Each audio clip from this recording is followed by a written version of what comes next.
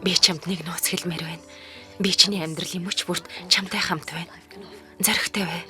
Бас сайхан сэтгэлтэй бай.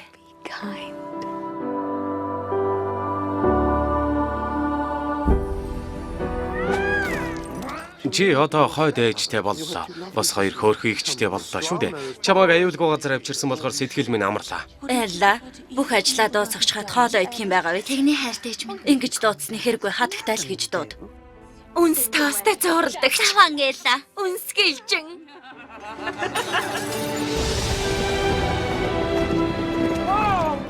Залуу хатагтай минь чи зүгээр үү? Чамайг хэн гэдэг юм? Чи мэдээд хэрэггүй байх. Намайг уучлаарай. Чи яагачгүй штэ. Чиний ч буруу биш шүү дээ. Би чамтай дахиж уулзмаар байна. Тийм гэж үү? Элла, чи бусдаас илүү сайхан сэтгэлтэй. Гайхалтай охин гэдгээ үргэлж санаж яваар. Миний ээжийн хуучин даашинз. Ийм даашинзтай бүжгэнд явж болно гэж үү? Ингэчихвэл арай дээр. Чи хизээч бүжгэнд явж болохгүй. Өршөөгөөрэй. Яагаад уйлав охин минь? Хэн бэ? Арай дээр боллоо. Шидэтэйг нь байна штэ.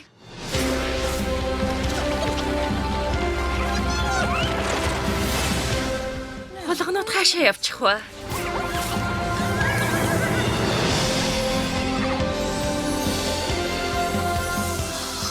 Эднийг шилээр хийсэн юм уу? Хөл дэвтэйхэн байгаа биз? Харин одоо бүжгэндээ явах цаг боллоо.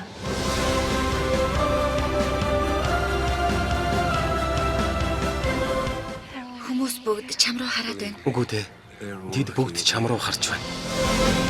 Сайхан сэтгэл байгаа газар сайн үйлс байна. Сайн үйлс байгаа газар ичид байна.